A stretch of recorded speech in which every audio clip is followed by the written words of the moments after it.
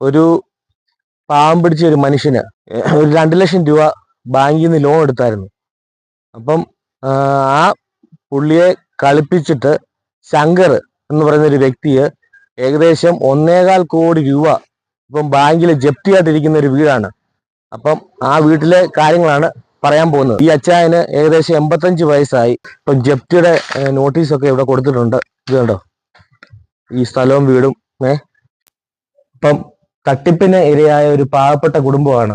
അപ്പം ഇതിനകത്ത് ഇപ്പൊ ഏകദേശം 1.25 കോടി രൂപ അപ്പം ഈ വീടിന് ഇപ്പം ജപ്തിയായിട്ടിരിക്കുകയാണ്. അപ്പം നമുക്ക് അവിടുത്തെ അമ്മയോട് ചോദിക്കാം, എങ്ങനെ സംഭവം നടന്നിരിക്കുന്നത്, എന്ത് പറയാമേ? 2.5 ലക്ഷം രൂപയ്ക്ക് വേണ്ടി ഞങ്ങൾ അപേക്ഷിച്ചു. അതെയോ?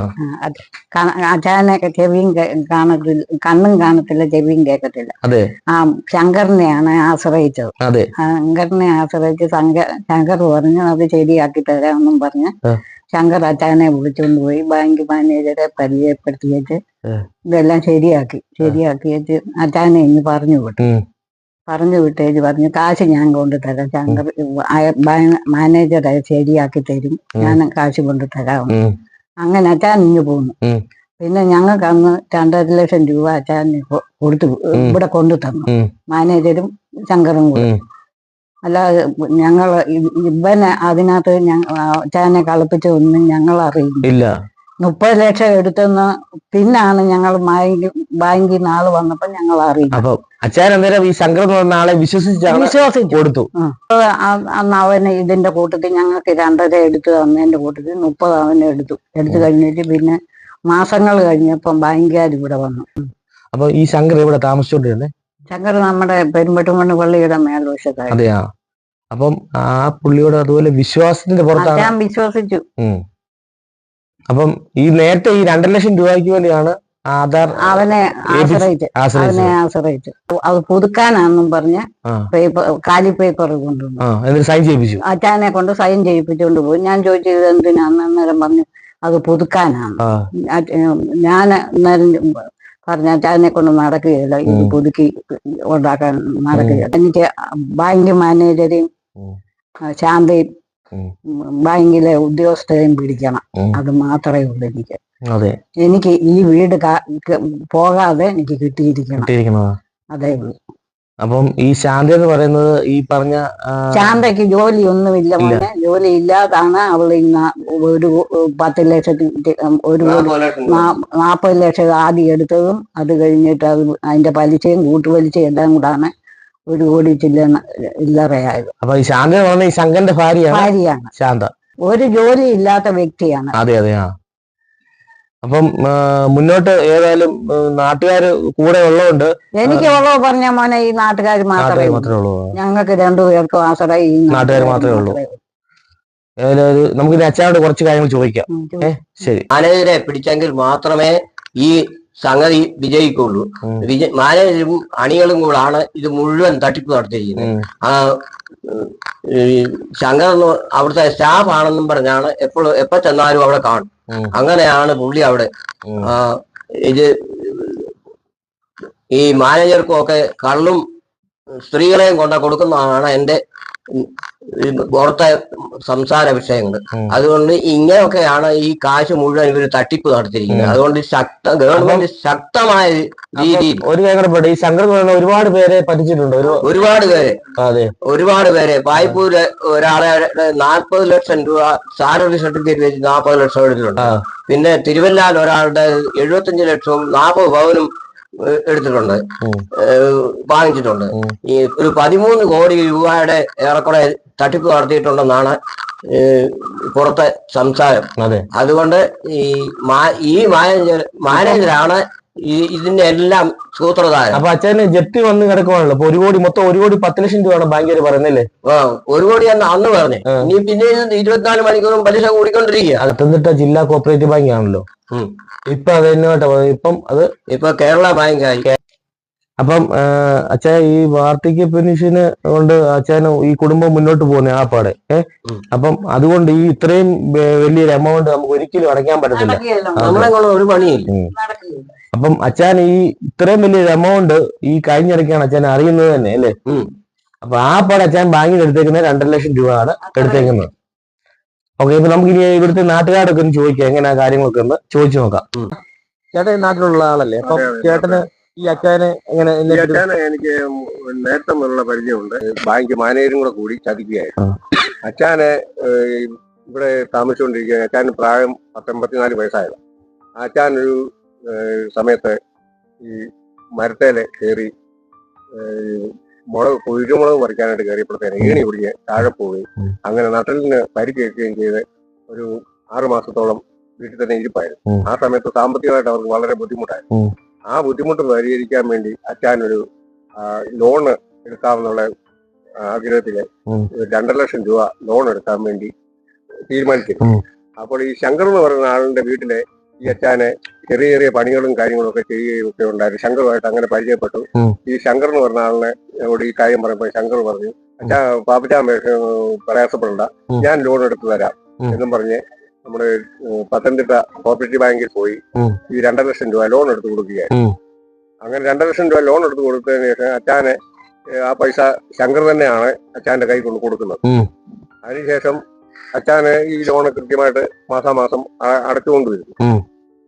ഒരു 2-3 മാസം കഴിഞ്ഞപ്പോൾ ഈ ശങ്കറിനോട് ബാങ്കിലെ കാര്യങ്ങളെ അച്ചാൻ ചോദിക്കുന്നുണ്ടായിരുന്നു. പൈസ എന്തെങ്കിലും ഉണ്ടെങ്കിൽ എന്നോട് പറയണമെന്ന് ഈ അച്ചാൻ ശങ്കറിനോട് പറയുകയുണ്ടായി. അങ്ങനെ ഒരു 6 മാസം കഴിഞ്ഞപ്പോൾ ശങ്കറിന് പറഞ്ഞ ആളെ 2-3 ബ്ലാങ്ക് പേപ്പറുമായിട്ട് വന്നിട്ട് അച്ചാനോട് പറഞ്ഞു, ഈ ലോൺ ഒന്ന് പുതുക്കി വെക്കണം, അതിനെ പാപ്പച്ചാനെ ഇവിടെ ഒന്ന് സൈൻ ചെയ്യണമെന്ന് പറഞ്ഞ 2-3 പേപ്പർ കൊണ്ടുവന്നു. ആ പേപ്പർ കൊണ്ടുവന്ന് ഈ അച്ചാനെ കൊണ്ട് ഒപ്പിടിക്കുകയും അതിനുശേഷം ഈ ശങ്കർ എന്ന് പറയുന്ന ആളിന്റെ ഭാര്യയുടെ പേരില് ഈ ശങ്കർ പോയി 30 ലക്ഷം രൂപ എടുക്കുകയും ചെയ്തു. ഈ ശങ്കർ എന്ന് പറഞ്ഞ ആളിന്റെ ഭാര്യയ്ക്ക് ഒരു ഗവൺമെന്റ് ജോലിയോ അല്ലെ പ്രൈവറ്റ് സ്ഥാപനങ്ങളോ ഒന്നും ജോലിയുള്ള ആളല്ല. അവരൊരു വീട്ടുനാഥയാണ്. ആ ആളിന് ഈ ബാങ്ക് ഈ 40 ലക്ഷം രൂപ എങ്ങനെ ലോൺ കൊടുത്തെന്നുള്ളതാണ് ഞങ്ങൾക്ക് നാട്ടുകാരായ ഞങ്ങൾക്ക് സംശയം. 1,10 ലക്ഷം രൂപ അടക്കണമെന്നാണ് പറയുന്നത്. അപ്പൊ ഈ ബാങ്ക് മാനേജരും ഈ ശങ്കറും ശാന്തയും കൂടെയുള്ള ഒത്തുകളിയാണ് ഈ നടത്തിയിട്ടുള്ളത്. ബാങ്ക് മാനേജർക്കെതിരെ ഞങ്ങൾ ഈ അച്ചായൻ കേസ് കൊടുത്തായിരുന്നു. ആ കേസ് ഇപ്പൊ നിലവിലുമില്ല. ബാങ്ക് മാനേജരെ ബാങ്ക് സംരക്ഷിക്കുകയായിരുന്നു. ബാങ്ക് മാനേജർക്കെതിരെ ഒരു നടപടി ബാങ്ക് ഇതുവരെ കൈക്കൊണ്ടിട്ടില്ല. ബാങ്ക് മാനേജരെ ഈ ബാങ്കിന് ഈ ഒരു കേസിൽ നിന്ന് ബാങ്കുകാരെ മനഃപൂർവ്വം ഒഴിവാക്കിയേക്കുവാണ്. പാപ്പച്ചാൻ എന്ന് പറയുന്ന വ്യക്തി എന്റെ അയലോക്കമാണ്. എന്റെ വീടാണ് തൊട്ടപ്പുറം. അവരുടെ വീട്ടിലെ സാധനങ്ങൾ മുഴുവൻ ബാങ്കുകാർ അന്ന് ഒരു പ്രാവശ്യം വന്ന് ഇവിടുന്ന് മാറി കൊടുക്കണമെന്ന് പറഞ്ഞു. അന്നപ്പോഴാണ് ഞങ്ങൾ വിവരങ്ങൾ അറിയുന്നത്. അപ്പൊ ഞങ്ങൾ പറഞ്ഞു മാറണ്ട, അവര് പേടിപ്പിച്ചും കാര്യങ്ങളും എല്ലാം നാളെ ഇന്ന് എങ്ങനെ വരും എന്നൊക്കെ പറഞ്ഞു. പക്ഷെ ഞങ്ങൾ അന്വേഷിച്ചു. ഞങ്ങൾ ഇറങ്ങി തിരിച്ചപ്പോഴാണ് അറിഞ്ഞേക്കുന്നത് 1,10 ലക്ഷം രൂപ ശങ്കറും ശാന്തയും പറ്റിച്ചു. അത് അച്ചാന് പറഞ്ഞിട്ടില്ല. അച്ചാന് കണ്ണും കാണത്തില്ല, ഒന്നും ചെവിയും കേൾക്കത്തില്ല. ഈ പുള്ളിയെ കൊണ്ട് എങ്ങനെ ഒപ്പിട്ടെന്നോ എങ്ങനെ മേടിച്ചെന്നോ പുള്ളിക്ക് അറിയത്തില്ല, അച്ചാനും അറിയത്തില്ല. ഇവിടെ ഈ കാണുന്ന ഇത്രയും സ്ഥലം ഈ ബാങ്ക് മാനേജർ എന്തുകൊണ്ടാണ് വാല്യുവേഷൻ എടുത്ത ആരാണ്? ആ ബാങ്ക് മാനേജരും വാല്യുവേഷൻ എടുക്കുന്നത് എന്തായാലും അറിയാലോ. ഇതിന് എത്ര രൂപ, ഭൂമിക്ക് എത്ര രൂപ വില കിട്ടുമെന്ന് അറിയാൻ പറ്റും. ആ ഭൂമിയെക്കാട്ടിൽ ഇപ്പൊ വന്ന് 40 ലക്ഷം ലോൺ വെച്ചെന്ന് പറഞ്ഞാണ് ആദ്യം. അതിന്റെ കൂട്ടുപലിശയും പലിശയുടെ പലിശയും എല്ലാം കൂടെ ആയി 1,10 ലക്ഷം രൂപ അടുത്ത് പറഞ്ഞിരിക്കുന്നു. ഇത് എങ്ങനെയാണ് ബാങ്ക് കൊടുത്തിരിക്കുന്നത്? ഞങ്ങൾക്ക് ഇത്ര അറിഞ്ഞാൽ മതി. അവര് പൈസ അടയ്ക്കുവോ അടയ്ക്കായിരിക്കും. പക്ഷെ ബാങ്ക് എങ്ങനെയാണ് ഈ കാശ് ഈ ശാന്തയ്ക്കും ശങ്കറിനും കൊടുത്തത്? ഈ 40 ലക്ഷം അല്ലെ 30 ലക്ഷം അല്ലെ ആകെ 2.5 ലക്ഷം എടുക്കാൻ ചെന്നാ ഇത് എന്തുകൊണ്ടായി എങ്ങനായെന്ന് ഞങ്ങൾക്ക് പോലും അറിയത്തില്ല. ഞങ്ങൾ ഞെട്ടി നിൽക്കുക. കാരണം ഈ വയസ്സാം കാലത്ത് ഈ 2 പേരും എങ്ങോട്ട് പോകാനാ? മക്കൾ നോക്കത്തില്ല. മക്കളമാർ ഈ കയറണം 2 പേരും അവര് പിണങ്ങി. കാരണം അവര് അറിഞ്ഞിട്ടില്ല, അവരും അറിഞ്ഞിട്ടില്ല. അത് കാരണം ഈ പ്രായമുള്ളവരെ എങ്ങോട്ട് ഇറക്കി വിടാനാന്ന് പറഞ്ഞ. പക്ഷെ ഇത് ശക്തമായിട്ടുള്ള ഒറ്റ കാര്യമുള്ളൂ, ബാങ്കിനെതിരെ. ഈ ബാങ്കിനെതിരെ ബാങ്ക് ജോലി ചെയ്ത എത്ര പേരുണ്ടോ അത്രയും പേർക്കെതിരെ ഞങ്ങൾ ശക്തമായിട്ട് ഇടപെടും. ഇപ്പൊ കേരള ബാങ്കാണ്, പത്തനംതിട്ട കോപ്പറേറ്റീവ് ബാങ്ക് ആയിരുന്നു, അത് കേരള ബാങ്ക് ആയിട്ടുണ്ട്.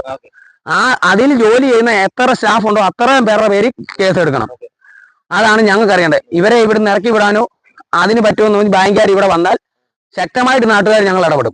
നാട്ടുകാരെല്ലാം കൂടെ നിൽക്കുന്നതാണ് ഏറ്റവും വലിയൊരു ആണോ? ഈ അപ്പച്ചനെ അമ്മച്ചി എവിടെ പോകുന്ന ഈ പറയുന്നത്? അവരെ അങ്ങോട്ട് കെട്ടും എടുത്തോണ്ട് പോകാൻ ഈ പ്രായമുള്ളവരെ, ഈ 10, 90, 85 വയസ്സുള്ളവരെ എവിടെ കൊണ്ട് കളയുന്ന പറഞ്ഞത്? ഇത് ഇങ്ങനെയുള്ള ആൾക്കാര് നമ്മുടെ കൂടെ നിന്ന് ഈ ബാങ്ക് ഇതുപോലുള്ള ബാങ്ക് തട്ടിപ്പ് ചെയ്യുക. ബാങ്കിൽ കോടികളാണ് നഷ്ടം. അത് പുറത്ത് പറയുന്നില്ല. ഈ ശങ്കർ എന്ന് പറഞ്ഞ വ്യക്തിയുടെ പേര് 10-20 കേസുണ്ട്. ശങ്കർ ഇപ്പൊ ജാമ്യത്തിലാ പോയേക്കുന്നത്. ഈ ജാമ്യക്കാരൻ ആരാണ് പോലീസിനോട് പറഞ്ഞിട്ടുണ്ട്. ആ ജാമ്യക്കാരനെ പിടിക്കണം ശങ്കർ പറഞ്ഞേ. ഇതും ചെയ്യുന്നില്ല. ഇതെല്ലാം കാശ് കൊടുത്ത് ഇട്ടേക്കുക. അവന് പല കാശും പല നാട്ടുകാരെ തട്ടിച്ച കാശ് കയ്യിലുണ്ട്. അവൻ സ്വന്തമായിട്ട് ഒരു പൈസയും ഉണ്ടാക്കി ജീവിച്ചവനല്ല. അതുകൊണ്ട് അവന്റെ കാശുണ്ട്. അവൻ എവിടാന്നും ആർക്കും അറിയത്തില്ല. അവന്റെ ഭാര്യ എവിടെ, അവന്റെ മക്കൾ ശക്തമല്ല. ഇവിടെ വന്നിട്ടുണ്ടെങ്കിൽ അവനെ തൂക്കിക്കൊല്ലാമെന്ന് ഞാൻ പറയും. അതിനാ ചെയ്യണ്ടേ. ആളെ ഇതിന്റെ അടുത്ത് ഇവരുടെ കാശും ഇവര് സ്വന്തം ബാങ്ക് തീരുമാനിച്ച് തന്നെ ഇവരുടെ ലോൺ. ഇത്രയും ഒരു പാവം പിടിച്ച ആൾക്കാരെ ഇവർ ചതിക്കും എന്നുള്ള കാര്യം ഒരിക്കലും ഓർത്തിട്ടില്ല. കുടിച്ച വെള്ളത്തിൽ പോലും ഓർത്തിട്ടില്ല. പുള്ളി അവിടെ കൂലിപ്പണി ചെയ്തോണ്ടിരുന്ന പുള്ളി അവിടെ കൂലിപ്പണി, അവിടെ പറമ്പിൽ പണിയാൻ പോയ പുള്ളിയാ. പുള്ളി പറഞ്ഞു പുള്ളി മരത്തിൽ നിന്ന് വീണായിരുന്നുണ്ട്. അങ്ങനെ ചെന്നപ്പോൾ 2 ലക്ഷം രൂപ ലോൺ വെക്കാൻ പുള്ളി തന്നെ പാസ്സാക്കി ഇവിടെ കൊണ്ട് പുള്ളിയാ പൈസ. ബാങ്ക് മാനേജർ ബാങ്കിൽ നിന്നും പുള്ളി പൈസ മേടിച്ചില്ല. പുള്ളിയുടെ അക്കൗണ്ടിൽ പൈസ വന്നിട്ടില്ല. ഈ പൈസ 6 അക്കൗണ്ടിൽ വന്നു. ബാങ്ക് കൊടുക്കണ 6 അക്കൗണ്ടിൽ പൈസ വന്നു. പുള്ളിക്ക് ഇവിടെ കൊണ്ട് കൊടുക്കുമായിരുന്നു. പുള്ളി കൃത്യമായിട്ട് കൊണ്ട് അടയ്ക്കുകയും ചെയ്തു. പൈസ കൊടുക്കുവാണെങ്കിൽ ബാങ്കിൽ ഡയറക്റ്റ് ബാങ്ക് നേരിട്ട് കൊടുക്കണം, അല്ലെങ്കിൽ അക്കൗണ്ടിൽ കൊടുക്കണ്ടേ? അതല്ലേ ഇത് 6 കൊടുക്കുന്ന ആർക്കും തെളിവില്ല. ബാങ്കിന് തെളിവില്ല. ബാങ്കിന് പേടിയാ. അതിപ്പോ കേരള ബാങ്ക് സർക്കാരിന്റെ ബാങ്കുമായി. അതെന്തുകൊണ്ട് ഇത് സർക്കാർ ഒതുക്കി പിടിച്ചേക്കുന്നു. അപ്പം താജിന് ഇതിനെപ്പറ്റി ശക്തമായിട്ട് നാട്ടുകാരെല്ലാം കൂടെ നിൽക്കുന്നുണ്ടല്ലോ. അത് ഞങ്ങൾ ഇവിടെ എന്തായാലും ബാങ്കുകാർ വരട്ടെ, എപ്പോ വരുന്നോ അപ്പൊ കാണും. അത് വന്നിട്ട് ഞങ്ങൾ ചോദിക്കുന്ന ചോദ്യത്തിന് തട്ടിപ്പുകൾ ഒരുപാട് പേർക്ക് ഉണ്ടായിട്ടുണ്ട്. ഒരുപാട് ഇങ്ങനെ ആരെയാകാൻ ആരെയും സമ്മതിക്കരുത്. കാരണം നമുക്ക് നാളെ 10 ലക്ഷം രൂപ തിരിച്ചിറങ്ങി. ഇപ്പൊ അതിന്റെ പലിശ അതിന്റെ കൂടി ഇവിടെ കൊണ്ടുവന്നൊരു സ്ഥാപനം വെച്ചിട്ടുണ്ട്, കൊണ്ടുപോകണമെന്നും പറഞ്ഞു. ഇത് എന്തുകൊണ്ടാണ് ഇവർക്കറിയത്തില്ല. ഈ ബാങ്ക് അവര് വന്നവർക്കും അറിയാം ഈ പൈസ എങ്ങനെ ഇവിടെ ഇത് വിറ്റാ കിട്ടുമോ? 10 ലക്ഷം രൂപ കിട്ടുമോ? കണ്ണു ഞാൻ പറയില്ലേ, നമുക്ക് ഇത്ര അറിയാവുന്നുള്ളൂ, വലിയ അറിവൊന്നുമില്ല. നമ്മൾ 10ാം ക്ലാസ് കുത്തിയും കഞ്ഞുവനാ. പക്ഷെ ഈ സ്ഥലത്തിന് എത്ര രൂപ കിട്ടുമെന്ന് നമുക്കറിയാം. ഇവരിനി അങ്ങോട്ട് പോകും. ഈ ലോൺ കൊടുത്ത ഇത് ആദ്യം വാല്യുവേഷൻ എന്ന് പറഞ്ഞ ഒരാളുണ്ട്. അത് ആ പുള്ളി വന്ന് കണ്ടിട്ടുണ്ടോ? ഇവിടെ വന്ന് ഞാൻ കണ്ടിട്ടില്ല. ഈ പൈസ ഇവരുടെ അക്കൗണ്ടിൽ കൊടുത്തിട്ടില്ല. എന്തുകൊണ്ടാണെന്ന് ഞങ്ങൾക്ക് അറിയത്തില്ല. പക്ഷെ ഇത് ഒരു കാരണവശാൽ പോലും അപ്പച്ചനും അമ്മച്ചി ഇവിടുന്ന് ഇറങ്ങി പോകുന്ന നടക്കുകയില്ല. ബാങ്കിനെതിരെ ഞങ്ങൾ ശക്തമായി മുന്നോട്ട് പോകും. അപ്പൊ PK യോന എന്ന് പറയുന്ന ഈ അച്ചായനെ കളിപ്പിച്ച ഈ ആൾക്കാർ, ശങ്കർ എന്ന് പറയുന്ന വ്യക്തിയും ഈ ബാങ്ക് മാനേജറും എല്ലാരും, എനിക്ക് വന്നിട്ട് വളരെ സങ്കടമായി പോയി. അപ്പം നിങ്ങൾ ഈ ഒരു കാര്യം ചെയ്യണം, ഈ വീഡിയോ കഴിവതും എല്ലാവരും ഒന്ന് ഷെയർ ചെയ്യണം. അപ്പം ഇതുപോലെ ഇനി ഒരു ദുരനുഭവം ഇനി ആർക്കും ഉണ്ടാകരുത് എന്നാണ് എനിക്ക് പറയാനുള്ളത്. അപ്പം എനിക്ക് അതിനകത്ത് വളരെ ഈ നാട്ടുകാരെല്ലാം കൂടെ നിൽക്കുന്നുണ്ട്. അപ്പൊ അതാണ് ഏറ്റവും വലിയ ശക്തമായിട്ടുള്ള ഒരിത്. പിന്നെ അതുപോലെ തന്നെ ഇനിയും മുന്നോട്ട് ഇതുപോലുള്ള ആർക്കും ഇതുപോലുള്ള അനുഭവം ഉണ്ടായത്. ഈ പാവം പിടിച്ച അപ്പനും അമ്മയും എങ്ങോട്ട് പോകാനാണ്? 85 വയസ്സ് കഴിഞ്ഞ വ്യക്തികളാണ്. ഇതുപോലുള്ള അനുഭവങ്ങൾ ഇനി ഒരിക്കലും ഉണ്ടാകരുതെന്നാണ് എനിക്ക് പറയാനുള്ളത്.